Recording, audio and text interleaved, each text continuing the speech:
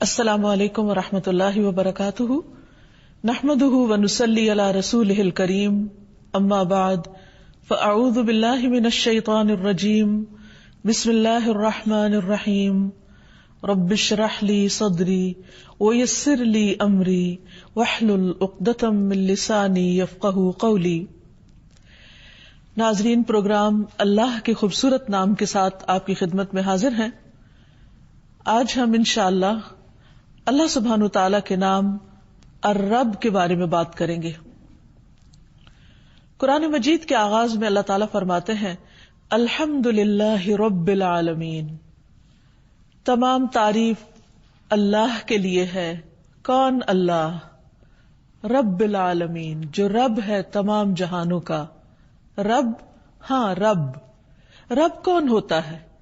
رب وہ جو ہمارا خالق ہے، صرف ہمارا نہیں بلکہ تمام کائنات کا، وہ جو سب کا مالک ہے، جس نے صرف پیدا نہیں کیا بلکہ وہ ان سب کا مالک بھی ہے، اور پھر صرف مالک ہی نہیں بلکہ ان کا مدبر بھی ہے، ہر چیز کو رزق دے رہا ہے، ہر چیز کی رہنمائی کرنے والا ہے۔ سب تعریف اسی کے لیے ہے۔ تو رب وہ ہوتا ہے جو تربیت کرتا ہے، جو پرورش کرتا ہے، جو نقص سے کمال کی طرف لے جاتا ہے، جو چھوٹے سے بڑا کرتا ہے، نشو نما دیتا ہے، بڑھاتا ہے اور مسلسل خیال رکھتا ہے۔ جہاں کہیں کوئی خرابی واقع ہو جائے وہاں وہ اصلاح بھی کرتا ہے۔ وہ رب صرف انسانوں کا نہیں، حیوانوں کا نہیں بلکہ تمام مخلوقات کا پیدا کرنے والا ہے، اور ان تمام کی ہدایت اور اصلاح کا کام بھی کرتا ہے۔ قرآن مجید میں اللہ تعالیٰ فرماتے ہیں ان ربکم اللہ الذی خلق السماوات والارض فی ستۃ ایام ثم استوى علی العرش یغشی اللیل النہار یطلبہ حثیثا والشمس والقمر والنجوم مسخرات بامرہ الا لہ الخلق والامر تبارک اللہ رب العالمین۔ بے شک تمہارا رب اللہ ہے جس نے آسمانوں اور زمین کو 6 دن میں پیدا کیا، پھر وہ عرش پر بلند ہوا، رات کو دن پر اڑا دیتا ہے، یعنی رات دن پر چھا جاتی ہے تو ہر طرف اندھیرا ہو جاتا ہے، جو تیز چلتا ہوا اس کے پیچھے چلا آتا ہے، اور سورج اور چاند اور ستارے اسی نے پیدا کیے، اس حال میں کہ سب اسی کے حکم کے تابع ہیں، وہی ان سب کو کنٹرول کر رہا ہے۔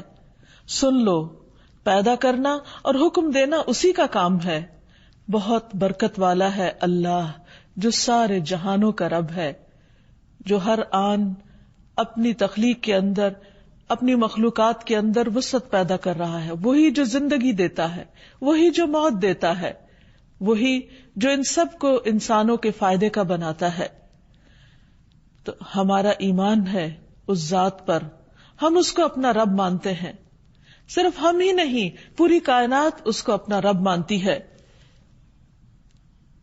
تو اللہ جو رب العالمین ہے، ہمیں اس کا حق ادا کرنا ہے، اس کو اپنا آقا سمجھنا ہے، اس کی اطاعت کرنا ہے، اس کی عبادت کرنا ہے، کیونکہ یہ اس کا حق ہے۔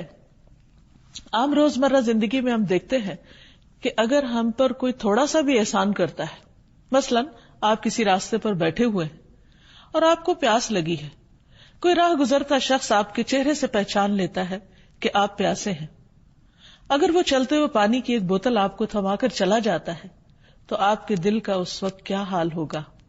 آپ اس کی طرف کس نگاہ سے دیکھیں گے؟ آپ کے دل میں کیسے جذبات پیدا ہوں گے؟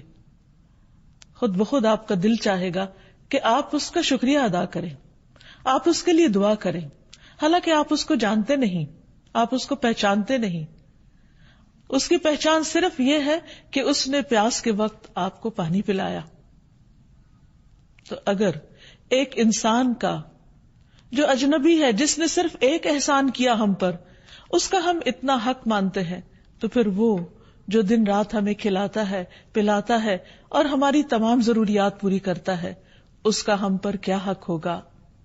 اس کا حق یہ ہے کہ ہم اس کو پہچانیں، اس کی صفات کو جانیں، ان کو مانیں، ان کو ایکنالج کریں اور جو کچھ وہ کرتا ہے اس کو اپریشیٹ کریں، اس کا شکر ادا کریں، اس کے آگے جھک جائیں، ہر آن ہر لمحہ اپنے دل میں اس کو یاد کریں، اور صرف دل ہی میں نہیں، زبان پر بھی اس کے شکر کے الفاظ اور اس کی عبادت کے اظہار کے طور پر جو وہ ہم سے چاہتا ہے وہ کہنے والے بنے، اور پھر اپنی ساری زندگی کو اس کے حکم کے تابع کر لیں، جیسے زمین و آسمان کی تمام چیزیں اس کی اطاعت میں لگی ہوئی ہیں۔ آسمان اس کے حکم سے قائم ہے، سورج اس کے حکم سے نکلتا ہے اور اس کے حکم سے غروب ہوتا ہے، اور اسی کے حکم سے پھر دوبارہ طلوع ہوتا ہے، چاند اور ستارے اسی کے حکم سے مسلسل اپنی گردش میں رواں دواں ہیں، کھیتیاں وہ اگاتا ہے، بارش وہ برساتا ہے۔ یہ سب کچھ جو ہمیں نظر آتا ہے یہ خود سے خود نہیں بن گیا، یہ اسی نے پیدا کیا ہے، اور پھر پیدا کر کے وہ ان کو بھول نہیں گیا بلکہ وہ ان کی مسلسل حفاظت کر رہا ہے، ان کی پرورش کر رہا ہے۔ تو اللہ سبحانہ وتعالی نے قرآن مجید میں اپنا سب سے پہلا تعارف رب ہی کے حوالے سے کیا ہے کہ الحمدللہ رب العالمین۔ قرآن مجید میں یہ نام بہت کثرت کے ساتھ استعمال ہوا ہے، تقریباً 900 بار یہ لفظ آتا ہے اور مختلف معنوں میں آتا ہے، مختلف مقامات پر آتا ہے، کیونکہ یہ صفت وہ صفت ہے، یہ نام وہ نام ہے کہ جس کے اندر بہت سی صفات اکٹھی ہو گئی ہیں بیک وقت۔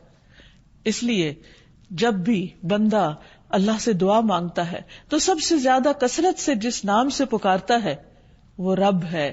قرآن مجید کی بہت سی دعائیں ربنا یا ربی سے شروع ہوتی ہیں، کیونکہ انسان جب اللہ سبحانہ وتعالیٰ کے انعامات کو اور احسانات کو یاد کرتا ہے تو خود بخود اس کے منہ سے یا رب نکلتا ہے، یا ربی نکلتا ہے، اور ایسا ہونا بھی چاہیے، اس لیے کہ جس نے ہمیں پیدا کیا، جو ہمارا اصل مالک ہے، اس سے زیادہ ہمارا خیال رکھنے والا اور کون ہو سکتا ہے، جو صرف ہمارے ظاہر کو نہیں ہمارے باطن کو بھی جانتا ہے، جو ہمارے کہے بغیر ہماری ضروریات کو پہچانتا ہے، وہی ہے ہمارا رب۔ رسول اللہ صلی اللہ علیہ وسلم بھی اپنے رب کو ربی یا ربنا کہہ کر پکارتے تھے، اور بہت سی دعاؤں میں اس کا ذکر ملتا ہے۔ پھر اسی طرح مختلف احادیث میں آپ صلی اللہ علیہ وسلم نے اللہ سبحانہ تعالیٰ کو رب کہہ کر پکارا ہے۔ رب چونکہ پرورش کرتا ہے، مختلف چیزوں کی اصلاح کرتا ہے، تمام معاملات کو سنبھالتا ہے، تو وہ اپنے بندوں پر بھی بہت مہربان ہے۔ حدیث میں آتا ہے رسول اللہ صلی اللہ علیہ وسلم نے فرمایا، ہمارا رب تبارک و تعالی ہے، ہر رات کو آسمانی دنیا پر آتا ہے، جب رات کا آخری تہائی حصہ باقی رہ جاتا ہے وہ کہتا ہے کوئی جو مجھ سے دعا کرے تو میں اس کی دعا قبول کروں، ہے کوئی جو مجھ سے مانگے تو میں اسے بخش دوں یعنی عطا کروں، اور ہے کوئی جو مجھ سے بخشش مانگے، اپنے گناہوں کی معافی مانگے تو میں اس کے گناہ معاف کر دوں۔ یہ ہے وہ رب جو ہماری ہر ضرورت، نہ صرف یہ کہ مادی ضروریات بلکہ ہماری روحانی ضروریات، ہماری جذباتی ضروریات بھی پوری کرنے والا ہے۔ اس وقت جب سب سو رہے ہوتے ہیں، اس وقت جب سب غافل ہوتے ہیں، وہ رب جاگ رہا ہوتا ہے اور وہ اپنے بندوں کی دعائیں، آہیں، مناجات اور پکار کو سنتا ہے، اور پھر وعدہ کرتا ہے کہ میں تمہیں عطا کروں گا۔ پھر اسی طرح وہ بندوں کے اعمال کی نگرانی بھی کرتا ہے۔ رسول اللہ صلی اللہ علیہ وسلم نے فرمایا، ہمارے رب کو 2 قسم کے آدمی بہت اچھے لگتے ہیں، ایک وہ جو اپنے بستر اور لحاف، اپنے گھر والوں، اپنے محلے والوں کو چھوڑ کر نماز کے لیے نکلتا ہے تو اللہ تعالیٰ فرماتے ہیں، اے میرے فرشتوں، میرے اس بندے کو دیکھو جو اپنے بستر، لحاف، اپنے گھر والوں اور محلے والوں کو چھوڑ کر نماز کے لیے آیا ہے، میرے پاس موجود نعمتوں کی رغبت میں اور میرے ہاں موجود سزا کے خوف میں، یعنی یہ بندہ مجھ سے امید بھی رکھتا ہے اور مجھ سے ڈرتا بھی ہے۔ دوسرا وہ آدمی جو جہاد کے لیے نکلا، جب لوگ شکست کھا کر سب بھاگ نکلے تو اسے معلوم تھا کہ میدان جنگ سے فرار کا کتنا بڑا نقصان ہے، اس کی سزا کیا ہے اور واپس لوٹ جانے میں کیا ثواب ہے، چنانچہ وہ واپس آ کر لڑتا رہتا ہے یہاں تک کہ اس کا خون بہا دیا جاتا ہے، اور یہ عمل بھی وہ صرف میری نعمتوں کے شوق میں کرتا ہے، میری سزا کے خوف سے کرتا ہے۔ تو اللہ تعالیٰ اپنے فرشتوں سے فرماتے ہیں، میرے اس بندے کو دیکھو جو میری نعمتوں کے شوق اور سزا کے خوف سے واپس آیا ہے اور اس کا خون بھی بہا دیا گیا ہے. ایسا شخص بھی اپنے رب کا بہت محبوب ہوتا ہے. اس حدیث سے پتہ چلتا ہے کہ اللہ سبحانہ وتعالی اپنے بندوں کے اعمال پر خوب نظر رکھتا ہے. یعنی جس وقت ایک بندہ اپنے گھر سے اٹھتا ہے، قدم باہر رکھتا ہے، مسجد کی طرف چلتا ہے، تو وہ اپنے رب کی نگاہ میں ہوتا ہے. یہی ہے رب کا رب ہونا، کہ وہ مسلسل اپنی نگاہوں میں رکھتا ہے اپنے بندے کو. پھر یہ کہ رب صرف بندوں کے اعمال کی نگرانی ہی نہیں کرتا، صرف وہ دیکھتا ہی نہیں کہ میرا کون بندہ کیا کر رہا ہے، بلکہ وہ ان کے اعمال کی بھی پرورش کرتا ہے. بندوں کی پرورش تو کرتا ہی ہے، بندوں کو تو بڑھاتا ہے، بندوں کے رزق کا انتظام تو کرتا ہے، لیکن وہ ان کے اعمال کو بھی بڑھاتا ہے. ایک حدیث میں آتا ہے کہ جو مسلمان بھی اپنی پاک کمائی سے کوئی چیز صدقہ کرتا ہے اور آسمان کی طرف صرف پاک ہی چڑھتا ہے، وہ صدقہ گویا رحمان عز و جل کی ہتھیلی پر رکھا جاتا ہے. سوچئے جب ہم کسی کو کچھ دیتے ہیں تو یہ سمجھتے ہم شاید کسی انسان کے ہاتھ پر رکھ رہے ہیں، لیکن اگر وہ پاک کمائی میں سے ہوتا ہے تو وہ آسمان کی طرف چڑھ جاتا ہے اور اللہ سبحانہ وتعالی اسے اپنے ہاتھ میں لے لیتا ہے، پھر اس کو بڑھاتا ہے، پھیلاتا ہے.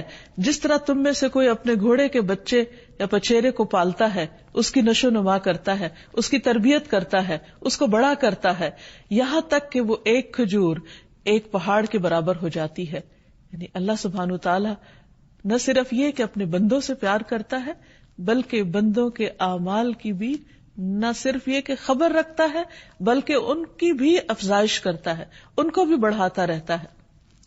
پھر اسی طرح جو شخص اپنے معاملات اپنے رب کے سپرد کر دیتا ہے، یہ سوچ کر، یہ جان کر کہ میرا رب مجھے ضائع نہیں کرے گا، میرے معاملات کی خوب نگرانی کرے گا، میری مشکلات کو آسان کرے گا، تو رب اس کی امید کو توڑتا نہیں. ہم دیکھتے ہیں کہ کس طرح حضرت مریم کی والدہ نے اپنی بچی کو اپنے رب کے سپرد کیا.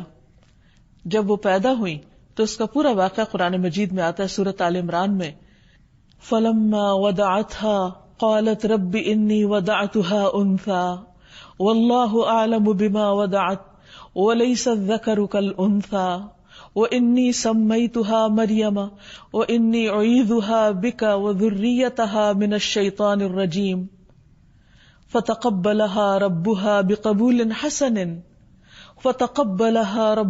بِقَبُولٍ حَسَنٍ وَأَنبَتَهَا نَبَاتًا حَسَنًا وَكَفَّلَهَا زَكَرِيَّا كُلَّمَا دَخَلَ عَلَيْهَا زَكَرِيَّا الْمِحْرَابَ وَجَدَ عِندَهَا رِزْقًا قَالَ يَا مَرْيَمُ أَنَّىٰ لَكِ هَٰذَا قَالَتْ هُوَ مِنْ عِندِ اللَّهِ إِنَّ اللَّهَ يَرْزُقُ مَن يَشَاءُ بِغَيْرِ حِسَابٍ. پھر جب بچی پیدا ہوئی تو کہنے لگی اے میرے رب، اپنے رب کو پکارا، میرے ہاں تو لڑکی پیدا ہوئی ہے، حالانکہ جو کچھ اس نے جنا اسے اللہ خوب جانتا تھا، اور لڑکا لڑکی کی طرح نہیں ہوتا. اب میں نے اس کا نام مریم رکھ دیا اور اس کو اور اس کی اولاد کو شیطان مردود سے بچا کر تیری پناہ میں دیتی ہوں. پس اس کے رب نے اسے اچھی قبولیت کے ساتھ قبول کر لیا. یعنی رب صرف اعمال ہی قبول نہیں کرتا، بندوں کی نیتیں بھی قبول کرتا ہے، ان کے ارادے اور ان کے شوق کی بھی قدردانی کرتا ہے، اور اس کو بھی آگے بڑھاتا ہے اور اس میں بھی برکت پیدا کرتا ہے. تو رب نے اس بچی کو قبول کر لیا اور اچھی نشو نما کے ساتھ اس کی پرورش کی، یعنی اس کی پرورش کا خود بندوبست کیا، اور زکریا علیہ السلام کو اس کا کفیل بنا دیا. جب کبھی زکریا اس کے پاس عبادت خانے میں داخل ہوتے، حالانکہ کفالت زکریا علیہ السلام کر رہے تھے، لیکن ان کے پاس یعنی مریم علیہ السلام کے پاس کوئی نہ کوئی کھانے کی چیز پاتے تو پوچھتے اے مریم یہ کہاں سے آیا؟ بظاہر بیرونی اسباب تو کچھ بھی نہیں تھے. وہ کہتی یہ اللہ کے پاس سے، اللہ اس رزق کا بندوبست کرتا ہے، بے شک اللہ جسے چاہتا ہے بغیر حساب کے رزق دیتا ہے. آپ سوچئے کہ یہ حضرت مریم کی والدہ کا اخلاص تھا، ان کی نیت تھی، ان کی اللہ رب العالمین کے لیے محبت تھی، قربانی تھی، ان کا ایک عمل صالح تھا، ایک شوق اور جذبہ تھا اپنی اولاد کو اللہ کی خدمت میں وقف کرنے کا. تو اللہ سبحانہ وتعالیٰ نے کس طرح اس کو قبول کیا اور خود اس کی پرورش کا ذمہ لے لیا. یہ ہے اللہ ہمارا رب. جب انسان اس پر مکمل بھروسہ کرتا ہے، اس پر توکل کرتا ہے، تو وہ اس کو کافی ہو جاتا ہے. پھر یہاں یہ بھی یاد رہے کہ اللہ سبحانہ وتعالی جو ہمارا رب ہے وہ اکیلا ہی اس پوری کائنات کو وجود میں لایا ہے، کوئی اس کا شریک نہیں ہے، اور وہ اکیلا ہی سارا نظام چلا رہا ہے. اس کو اس کائنات کا نظام چلانے میں کسی انسان اور کسی فرشتے اور کسی نیک بزرگ کی ضرورت نہیں. اس پوری کائنات کا خالق وہی، الا لہ الخلق والامر، اور حکم بھی اسی کا چلتا ہے، وہی مدبر ہے. تو اسی لیے رب کے 3 معروف معنی کیے جاتے ہیں کہ وہ جو خالق ہے، وہ جو مالک ہے، اور وہ جو مدبر ہے. یعنی نہ صرف یہ کہ اس نے پیدا کیا اور مالک ہے، بلکہ وہ ان کی تدبیر بھی کر رہا ہے، ان سب کا نظام بھی چلا رہا ہے. ہوائیں اس کے حکم سے چلتی ہیں، بادل اس کے حکم سے اٹھتے ہیں، بارش اس کے حکم سے برستی ہے، زمین اس کے حکم سے پیداوار اگاتی ہے. اور جب اس کا اذن نہیں ہوتا، پھل نہیں آتا، یا اس طرح نہیں آتا جس طرح انسان چاہتا ہے، تو سب کچھ اسی کے اذن سے ہو رہا ہے. ایک ایک چیز، ایک ایک پھول، ایک ایک پتی اور ایک ایک ٹہنی اور ایک ایک شاخ، اور اس کے اندر جو رنگ اور شیڈز اور جو کچھ بھی ہے، ان سب کی تدبیر، پلاننگ خود اس نے فرمائی. اور پھر کس طرح ہر سال خزاں کے موسم میں پتے جھڑ جاتے ہیں، ان پر موت آ جاتی ہے، اور پھر کس طرح دوبارہ ان مردہ پودوں کو دوبارہ زندہ کر دیتا ہے. اور پھر ہر چیز کا انتظام اس احسن طریقے سے کیا کہ مثلا صحرا کے اندر جو پودے اگتے ہیں ان کا انداز کچھ اور ہے، ان کی گہری زمین میں اتری ہوئی جڑیں ہوتی. یہ ساری پلاننگ کس نے کی کہ کس جگہ کیسے پودے اگیں گے؟ وہ جڑیں زمین کے اندر دور ڈیپ روٹیڈ اس لیے ہوتی ہیں تاکہ جب بارشیں نہ برسیں اور ہر طرف خشک سالی ہو تو زمین کے اندر کی تری سے وہ رزق حاصل کر سکے. اسی طرح جہاں بارشیں زیادہ ہوتی ہیں وہاں اور طرح کی نباتات اور پیداوار ہوتی ہے. یہ سب کچھ صرف ایک اکیلا رب ہی کر رہا ہے، اور کوئی اس کے ساتھ نہ تخلیق میں شریک ہے اور نہ نظام چلانے میں شریک ہے، اور نہ ہی بندوں کی پرورش میں کوئی اور شریک ہے. پھر وہ رب کسی کا محتاج بھی نہیں، کیونکہ اگر وہ محتاج ہوتا کسی کی مدد کا، کسی کے تعاون کا، تو یہ کائنات کا نظام چل ہی نہیں سکتا تھا. اسی لیے ہم دیکھتے ہیں کہ توحید اسی وقت مکمل ہوتی ہے جب اللہ کے سوا کسی اور کو خالق اور مالک نہ مانا جائے. چونکہ اللہ سبحانہ وتعالیٰ کے ناموں کے ساتھ ہمیں پکارنے کا حکم ہے. اللہ تعالیٰ فرماتے ہیں وَلِلَّهِ الْأَسْمَاءُ الْحُسْنَى فَادْعُوهُ بِهَا، کہ اللہ کے لیے ہیں اچھے اچھے نام، ان ناموں کے ذریعے تم اس کو پکارو، یعنی اس سے دعائیں مانگو، کیونکہ دعا عبادت ہے اور عبادت کے لیے ہمیں پیدا کیا گیا ہے. اور جب ہم اس کو پکارتے ہیں تو یہ پکارنا اس کو پسند آتا ہے اور وہ ہم سے راضی ہوتا ہے، خوش ہوتا ہے. اور خصوصاً جب اس کے ناموں کے ساتھ اس کو پکارا جائے، اس کی صفات کے ساتھ اس کو پکارا جائے، تو یہ قبولیت کا ذریعہ بنتا ہے. کیونکہ ہر پکارنے والا یہ چاہتا ہے کہ اس کی پکار سن لی جائے، اس کی دعا سن لی جائے، اس کی دعا قبولیت کا درجہ پا جائے. تو ابو ہریرہ رضی اللہ عنہ کہتے ہیں کہ سب سے زیادہ مکمل دعا یہ ہے کہ آدمی یوں کہے اللہم انت ربی، اے اللہ تو میرا رب ہے، وَأَنَا عَبْدُكَ، اور میں تیرا بندہ ہوں، میں تیری عبادت کے لیے پیدا کیا گیا ہوں. ظلمت نفسی، میں نے اپنی جان پہ بہت ظلم کیے، میں نے تیری عبادت کا حق ادا نہیں کیا. وَاعْتَرَفْتُ بِذَنْبِي، اور میں اپنے گناہوں کا اعتراف بھی کرتا ہوں، میں ان کو مانتا ہوں کہ واقعی میں گناہ گار ہوں. یا ربی، اے میرے رب، فاغفر لی، تو مجھے معاف کر دے. فاغفر لی ذنبی، تو میرے گناہ کو معاف کر دے. انک انت ربی، کیونکہ تو میرا رب ہے، تو معاف نہیں کرے گا تو کون کرے گا، تیرا در چھوڑ کر کس کے پاس جاؤں. انہ لا یغفر الذنوب الا انت، کیونکہ تیرے سوا کوئی گناہوں کو معاف نہیں کر سکتا. تو یہ نہایت خوبصورت دعا رسول اللہ صلی اللہ علیہ وسلم نے ہمیں سکھائی ہے، جو ہمارا اور رب کا رشتہ مضبوط کرتی ہے، رب کے ساتھ تعلق کو گہرا کرتی ہے. اور یوں محسوس ہوتا ہے جیسے ایک بندہ ہر طرف کی پریشانیوں اور دکھوں سے نکل کر اپنے رب کی بارگاہ میں اس کی جناب میں سرگوشیاں کر رہا ہے کہ یا رب بس تو ہی میرا ہے، اس لیے کہ تیرے سوا اور کوئی نہیں جو میری اس حالت کو سمجھ بھی سکے. کیونکہ بعض اوقات انسان کے اوپر ایسا دکھ اور ایسی تکلیف ہوتی ہے کہ دوسرے لوگ اظہار ہمدردی کرتے بھی رہے تو وہ اس کے لیے کچھ کر نہیں سکتے. خاص طور پر جب بندے کو یہ احساس ہوتا ہے کہ اس نے اپنے منعم، اپنے محسن، اپنے رازق، اپنے خالق، اپنے مالک اور سب کچھ دینے والے کا حق ادا نہیں کیا، جب اس کا احساس شرمندگی بڑھ جاتا ہے تو پھر وہ صرف اسی کے پاس جا کر سرگوشیاں کرتا ہے اور اس کے سامنے اپنے گناہوں کا اعتراف کر کے معافی چاہتا ہے تو رب اس کو معاف کر دیتا ہے اور اس کے درجات بڑھا دیتا ہے. ہم دیکھتے ہیں کہ اللہ کے جلیل القدر پیغمبروں نے بھی اس نام کے ساتھ اپنے رب کو پکارا. ابراہیم علیہ السلام جن کو اللہ نے اپنا دوست کہا، ان کے بارے میں آتا ہے سورۃ البقرہ میں وَإِذْ يَرْفَعُ إِبْرَاهِيمُ الْقَوَاعِدَ مِنَ الْبَيْتِ وَإِسْمَاعِيلُ رَبَّنَا تَقَبَّلْ مِنَّا إِنَّكَ أَنْتَ السَّمِيعُ الْعَلِيمُ.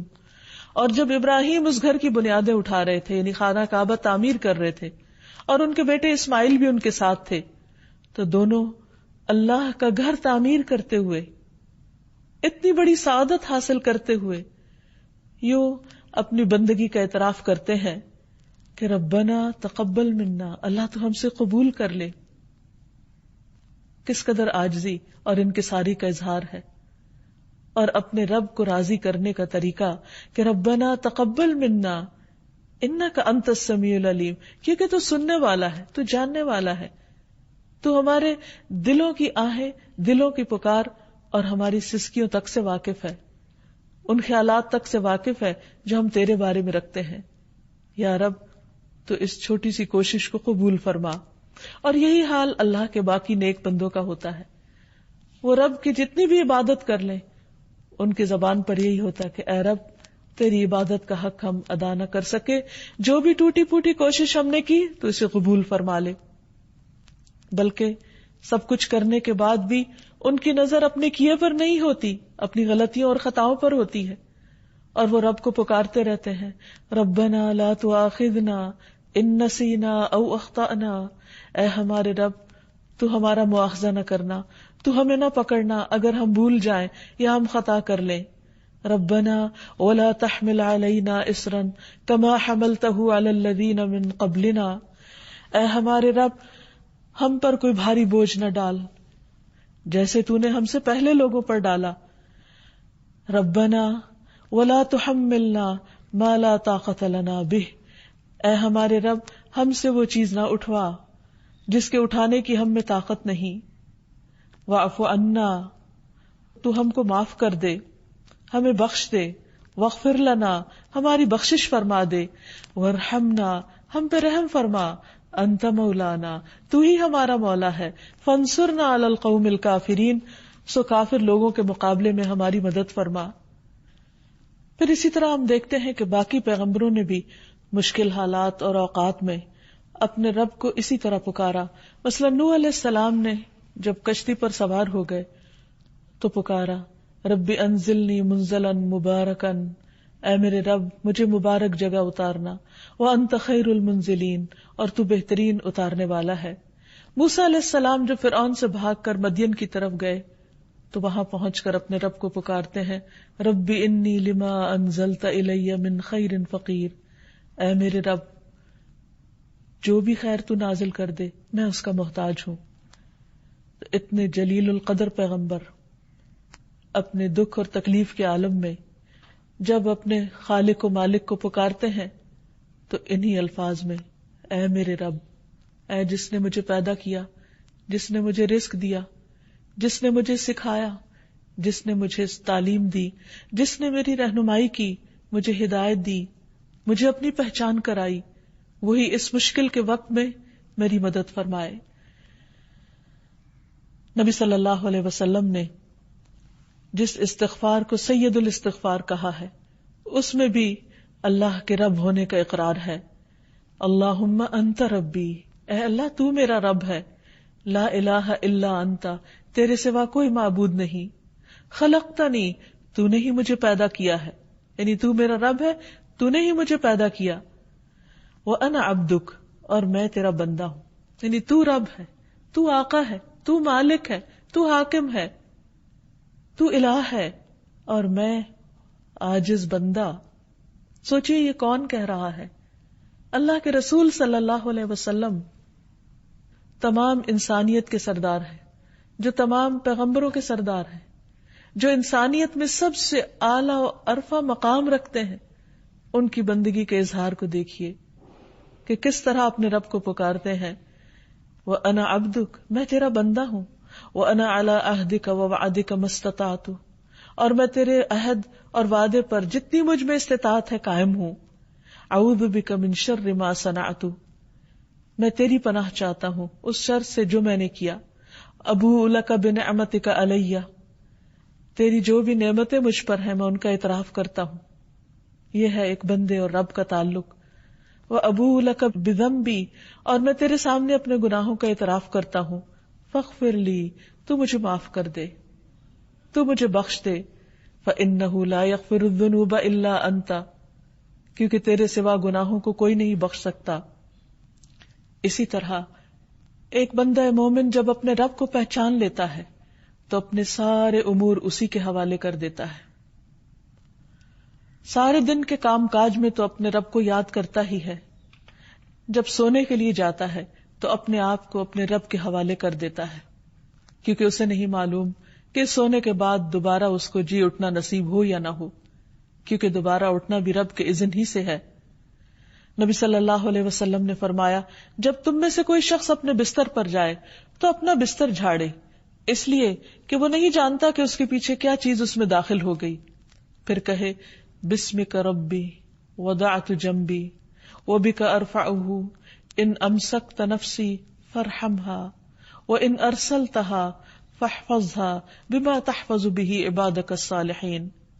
اے میرے رب، اے میرے رب، تیرے ہی نام سے میں نے اپنا پہلو رکھا، تیری ہی مدد سے میں خود کو اٹھاؤں گا، اگر تو میری روح کو قبض کر لے تو اس پر رحم کر دینا، اور اگر اس کو چھوڑ دے تو اس کی حفاظت کرنا جیسے تو اپنے نیک بندوں کی حفاظت کرتا ہے۔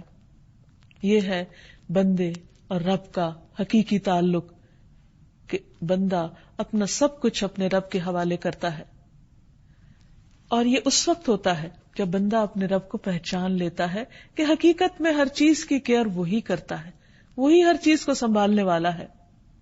نہ صرف یہ کہ انسان، بلکہ ہم دیکھتے ہیں کہ کائنات کی ہر چیز اپنے رب کو پکارتی ہے اور اپنے رب کو پہچانتی ہے۔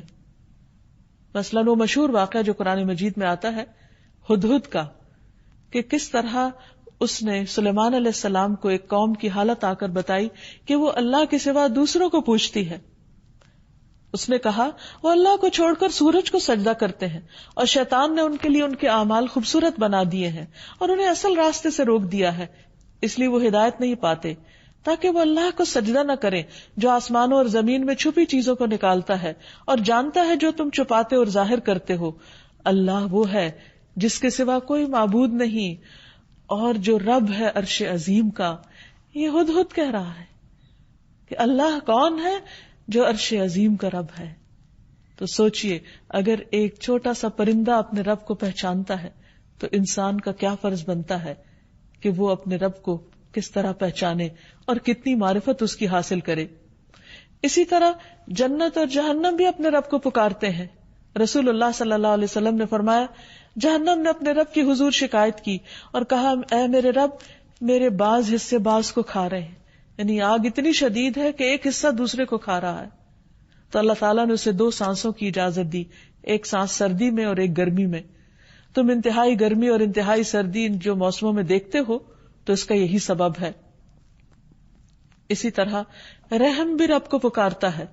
نبی صلی اللہ علیہ وسلم نے فرمایا، رحم رحمان سے نکلا ہے، جو قیامت کے دن آئے گا اور عرض کرے گا، اے میرے رب، یعنی رحم بھی رب کہہ کے پکارے گا، مجھے توڑا گیا، مجھے کاٹا گیا، مجھ پہ ظلم کیا گیا، اے میرے رب، میرے ساتھ برا سلوک کیا گیا۔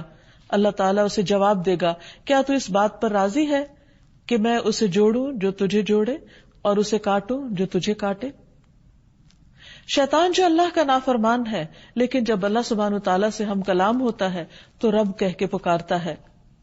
ابو سعید خدری سے مروی ہے کہ میں نے نبی صلی اللہ علیہ وسلم کو یہ فرماتے ہوئے سنا کہ شیطان نے کہا تھا کہ اے میرے رب، مجھے تیری عزت کی قسم، میں تیرے بندوں کو اس وقت تک گمراہ کرتا رہوں گا جب تک ان کے جسم میں روح رہے گی، یعنی مرتے دم تک. اور رب نے فرمایا مجھے اپنی عزت اور جلال کی قسم، جب تک وہ مجھ سے معافی مانگتے رہیں گے میں انہیں معاف کرتا رہوں گا. اسی طرح ہم دیکھتے ہیں کہ زمین بھی اپنے رب کو پہچانتی ہے اور وہ بھی اپنے رب ہی کو پکارے گی قیامت کے دن. نبی صلی اللہ علیہ وسلم نے فرمایا جب تم میں سے کسی کی موت کسی زمین میں ہوتی ہے تو اسے وہاں جانے کی ضرورت پیش آ جاتی، اور جب وہ اپنے اس انتہائی مقام تک پہنچ جاتا ہے تو اللہ تعالیٰ اس بندے کی روح قبض کر لیتا ہے، اور قیامت کے دن وہاں کی زمین کہے گی اے میرے رب، تیری یہ امانت حاضر ہے. اسی طرح سورج بھی اپنے رب کو پکارتا ہے. ہر روز جب سورج اپنے آخری مقام پر غروب ہوتا ہے تو دوبارہ نکلنے کے لیے رب سے اجازت چاہتا ہے، کہتا ہے یا رب ان مسیری بعید، اے میرے رب میرا سفر بہت لمبا ہے. لیکن انسان کے بارے میں اللہ سبحانہ تعالیٰ شکوہ کرتے ہیں کہ ان الانسان لربہ لکنود، کہ بے شک انسان اپنے رب کا بڑا ہی ناشکرا ہے. وَإِنَّهُ عَلَى ذَلِكَ لَشَهِيدٌ، اور انسان اس بات پر خود گواہ بھی ہے کہ وہ رب کا حق ادا نہیں کرتا، اس کی ساری نعمتیں استعمال کرتا ہے، کھانا پینا، باقی تمام ضروریات، حتیٰ کہ نیند اور زندگی میں چلنا پھرنا، یہ سب کچھ رب کے دیے ہی سے ہو رہا ہے. لیکن ان میں سے کتنی چیزوں کو بندہ اپنے رب کی مرضی کے مطابق استعمال کرتا ہے. یہی تو دراصل ناشکرا پن ہے کہ نعمتیں کسی نے دی اور استعمال کسی اور کی خوشی میں ہو رہی ہیں، یا اپنے نفس کی یا شیطان کی، جب بندہ اپنے رب کی نافرمانی کرتا ہے. اور فرمایا وَإِنَّهُ لِحُبِّ الْخَيْرِ لَشَدِيدٌ، وہ مال کی محبت میں بڑا سخت ہے. یعنی جتنی محبت اپنے رب سے کرنی چاہیے اس سے بڑھ کر وہ اپنے مال کے ساتھ محبت کرتا ہے، اس لیے کہ وہ اپنی زندگی کا بہترین حصہ، اپنے اوقات کا بہترین حصہ، اپنے دن کا بہترین حصہ مال کمانے میں زیادہ لگاتا ہے بنسبت رب کی عبادت کے. تب کرنے کا کام کیا ہے؟ ہمیں کیا کرنا چاہیے؟ ہمیں سب سے پہلے رب کا تعارف حاصل کرنا چاہیے، رب کو پہچاننا چاہیے. کیسے؟ ایک تو کائنات کی نشانیوں سے، کہ کوئی بھی چیز جو دیکھیں اس کی ساخت پر غور کریں، اس کے فنکشنز پر غور کریں، اس کے فائدوں پر غور کریں، اور پھر سوچیں کہ یہ کس نے بنائے اور اس نے یہ سب کچھ کیوں بنایا، کس کے لیے بنایا؟ یقیناً ہم سب کے لیے. اور پھر اس کا شکر ادا کریں. دوسرا طریقہ یہ ہے کہ اس کی کتاب کو پڑھیں، قرآن مجید کا مطالعہ کریں، اور اس میں رب کے جو جو کام بتائے گئے ہیں کہ رب کیا کچھ کرتا ہے اس کی معلومات حاصل کریں. پھر نبی صلی اللہ علیہ وسلم نے اپنے رب کے ساتھ کیسا تعلق قائم کیا اس کو جانیں، اور پھر اپنی زندگی میں اٹھتے بیٹھتے اپنے رب کو یاد کریں. جیسے ابراہیم علیہ السلام نے کہا تھا کہ رب العالمین کون ہے، میرا رب کون ہے؟ الذی خلقنی فہو یہدینی، کہ جس نے مجھے پیدا کیا پھر اسی نے مجھے ہدایت دی. والذی هو یطعمنی ویسقینی، وہ جو مجھے کھلاتا ہے اور پلاتا ہے. واذا مرضت فہو یشفینی، اور جب میں بیمار ہوتا ہوں تو وہی مجھے شفا دیتا ہے. والذی یمیتنی ثم یحیینی، وہ جس نے مجھے زندگی دی جو مجھے موت دے گا. والذی یمیتنی ثم یحیینی، وہی جو مجھے موت دے گا پھر دوبارہ زندہ کرے گا. والذی اطمع ان یغفر لی خطیئتی یوم الدین، اور وہ جس سے مجھے امید ہے کہ وہ یوم الدین کو میری خطائیں معاف کر دے گا. رب ہب لی حکما والحقنی بالصالحین، اے میرے رب مجھے حکمت عطا کر، حکم عطا کر اور مجھے صالحین کے ساتھ ملا. تو ابراہیم علیہ السلام کس طرح اپنے رب کے ساتھ تعلق رکھتے ہیں کہ اپنی تمام باتیں اپنے رب کے ساتھ شیئر کر رہے ہیں، اپنی امیدیں اور اپنے دل کے حالات اپنے رب کے سامنے رکھ رہے ہیں. تو ہمارے لیے بھی یہی ہے کہ ہم اپنی چھوٹی سے چھوٹی ضرورت اور بڑی سے بڑی ضرورت میں ہر حال میں اپنے رب کی طرف رجوع کرنے والے بنیں. اور پھر جب قرآن مجید کا مطالعہ کریں تو ربانی بن جائیں، رب والے بن جائیں، کیونکہ کتاب کے پڑھنے اور پڑھانے کا یہی تقاضا ہے. اور پھر رب کی پہچان دراصل ایمان کی علامت ہے. جو شخص دنیا میں اپنے رب کو پہچانے گا قبر میں بھی جواب دینے کے قابل ہوگا، کیونکہ جب فرشتے آئیں گے قبر میں مردے کو دفنانے کے بعد اور اس کو اٹھا کر بٹھائیں گے تو اس سے جو پہلا سوال کریں گے وہ کیا ہوگا؟ من ربو کا، تیرا رب کون ہے؟ تو جس نے دنیا میں اپنی زندگی میں اپنے ہوش و حواس میں اپنے رب کے ساتھ تعلق قائم کیا وہ وہاں بھی جواب دے پائے گا کہ ربی اللہ، میرا رب اللہ ہے. اس لیے یہ کوئی معمولی چیز نہیں کہ ہم رب کے ساتھ تعلق قائم کریں، یہ ہماری ضرورت ہے، اس میں ہمارا اپنا فائدہ ہے. اور پھر اپنی ساری زندگی کو اپنے رب کے سپرد کر دیں جیسے ابراہیم علیہ السلام نے کیا. اپنے مشکلات میں اپنے رب پر توکل کریں، اپنے رب کے رب ہونے پر راضی ہو جائیں تو رب ہمیں راضی کر دے گا. صبح شام رضیت باللہ ربا وبالاسلام دینا وبمحمد رسولا پڑھتے رہیں، کیونکہ جو یہ کہتا ہے، حدیث میں آتا ہے، اس نے ایمان کا مزہ چکھ لیا، اس نے ایمان کا لطف اٹھا لیا. اور جو اللہ کے رب ہونے پہ راضی ہو گیا اور محمد صلی اللہ علیہ وسلم کے رسول ہونے پہ راضی ہو گیا، اسلام کے دین ہونے پہ راضی ہو گیا، اس کے لیے جنت واجب ہو گئی. تو اللہ تعالیٰ سے دعا ہے کہ وہ ہمیں اپنی عبادت کی توفیق عطا فرمائے، ہمیں اپنی معرفت دے اور اپنا قرب نصیب کرے، صرف دنیا میں نہیں آخرت میں بھی ہمیں اپنے مقرب بندوں میں شامل کر لے. وآخر دعوانا ان الحمد للہ رب العالمین.